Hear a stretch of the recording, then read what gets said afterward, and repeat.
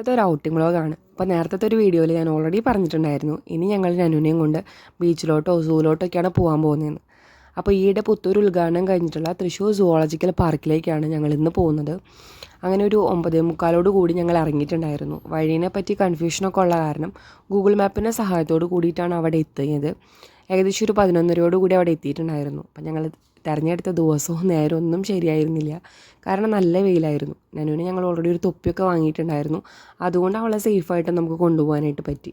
അപ്പോൾ ഇനി നിങ്ങൾ പോകുന്നവർ ശ്രദ്ധിക്കുക, എന്തായാലും ഒരു കുട നിർബന്ധമായിട്ട് നിങ്ങൾ കയ്യിൽ പിടിക്കുക. എന്നാൽ മാത്രമേ നമുക്ക് സുഖമായിട്ട് കാഴ്ചകളൊക്കെ കണ്ടു തീർക്കാൻ പറ്റുള്ളൂ. നമ്മൾ ആദ്യം നടന്നു പോകുന്നത് ഒരു വലിയ ഹാളിലോട്ടായിരുന്നു. അപ്പോൾ അവിടെയാണ് നമ്മുടെ ടിക്കറ്റ് കൗണ്ടറൊക്കെ വരുന്നത്. അപ്പോൾ ടിക്കറ്റിൻ്റെ റേറ്റ് എന്ന് പറയുന്നത് മുതിർന്നവർക്ക് 100 രൂപയും ചെറിയ കുട്ടികൾക്ക്, അതായത് 5 മുതൽ 12 വയസ്സ് വരെയുള്ള കുട്ടികൾക്ക് 50 രൂപയാണ് റേറ്റ്. ബസ് സർവീസിനാണെങ്കിൽ വേറെ റേറ്റാണ്, അത് ഞാൻ പിന്നെ പറയാം. അപ്പോൾ ഞങ്ങൾ ആദ്യം സെലക്ട് ചെയ്തതെന്ന് പറയുന്നത് നടന്ന് കാഴ്ചകൾ കാണാമെന്നുള്ളതായിരുന്നു. അപ്പോൾ 4 കിലോമീറ്ററിൻ്റെ അകത്ത് നടന്ന് കാണാനുണ്ടെന്നാണ് അവിടുത്തെ ഗൈഡ് നമ്മളടുത്ത് പറഞ്ഞത്.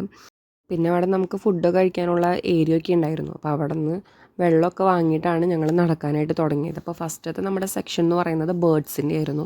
അപ്പോൾ അവിടെ നമ്മൾ കാണാത്ത ടൈപ്പ് കുറച്ച് ബേർഡ്സൊക്കെ ഉണ്ടായിരുന്നു. പിന്നെ എല്ലാ ഐറ്റംസൊന്നും നമ്മുടെ ഈ പുതിയ മൃഗശാലയിലേക്ക് കൊണ്ടുവന്നിട്ടില്ല എന്ന് ഓൾറെഡി ഞാൻ വേറെ വീഡിയോയിലൊക്കെ കണ്ടിട്ടുണ്ടായിരുന്നു. അപ്പോൾ അതുകൊണ്ട് വലിയ പ്രതീക്ഷകളൊന്നും ഉണ്ടായിരുന്നില്ല. കുറച്ച് അനിമൽസിനെയും ബേർഡ്സിനെയും തന്നെ കാണാൻ പറ്റുള്ളൂ എന്ന് നേരത്തെ തന്നെ അറിയായിരുന്നു.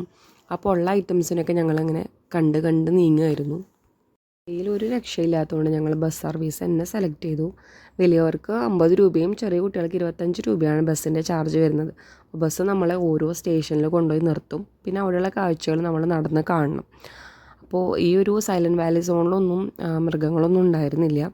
പിന്നെ അത് കഴിഞ്ഞിട്ട് പോകുന്നത് നമ്മൾ കടുവ പുലിയൊക്കെ ഉള്ള ഏരിയയിലേക്കാണ്. അപ്പോൾ നിങ്ങൾക്ക് സൂക്ഷിച്ച് നോക്കിയാൽ അവിടെ ഒരു കടുവ ഇരിക്കുന്നത് കാണാം.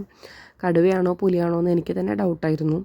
കാരണം അത്രയും ദൂരത്തായിരുന്നു ഉണ്ടായിരുന്നത്. വെയിലുള്ള സമയമായതുകൊണ്ട് തന്നെ മൃഗങ്ങളൊന്നും എന്താ പറയുക അടുത്തേക്കൊന്നും വരുന്നുണ്ടായിരുന്നില്ല. അവരൊക്കെ അവരുടെ സൗകര്യത്തിന് അവർക്ക് ഇഷ്ടമുള്ള സ്ഥലത്ത് തന്നെ ഒതുങ്ങിയിരിക്കുകയായിരുന്നു. ഈ നടന്ന കാഴ്ചകൾ കാണുന്നതിൻ്റെ ഇടയിലായിട്ട് നമുക്ക് റെസ്റ്റിങ്ങിനായിട്ടുള്ള സ്പേസ് അവർ ഒരുക്കിയിട്ടുണ്ട്. അവിടെ ഫാനും അതുപോലെ തന്നെ കുടിവെള്ളത്തിനുള്ള സൗകര്യങ്ങളൊക്കെ ഉണ്ടായിരുന്നു. അപ്പോൾ അതുകൊണ്ട് തന്നെ ഫീഡ് ചെയ്യാനും എനിക്ക് ആ ഒരു സ്പേസ് വളരെയധികം സഹായമായിരുന്നു. പിന്നെ ഇപ്പോൾ അവിടെ നിലവിൽ വളരെ കുറച്ച് അനിമൽസ് മാത്രമേ ഉള്ളൂ. ബാക്കിയൊന്നും പഴയ സൂവിൽ നിന്ന് കൊണ്ടുവന്നിട്ടില്ല എന്നാണ് അറിയാൻ കഴിഞ്ഞത്.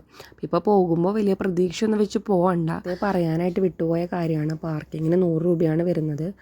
പിന്നെ ബസ്സിനൊക്കെ ഇത്രയും റേറ്റ് വേണമെന്ന് ചോദിച്ചിട്ടുണ്ടെങ്കിൽ അത് നിങ്ങൾ പോയിട്ട് തന്നെ പറയണം.